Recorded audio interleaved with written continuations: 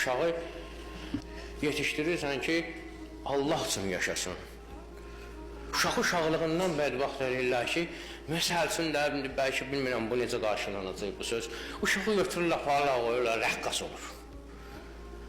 İndi fikirləş də, bu uşaq, hə, yaxşı, oldu rəqqas, nə qazanacaq? Uzaq başı, bu toydan toya deyəcəklər ki, əcəb qəşəng oynayır. Məsələn də, bundan başqa nə olacaq bu? Nə olacaq da bu? Niyə bunu uşaqlıqdan yönəldirsən bu haramın içərisinə? Niyə körləyirsən bu cür pak fitrəti?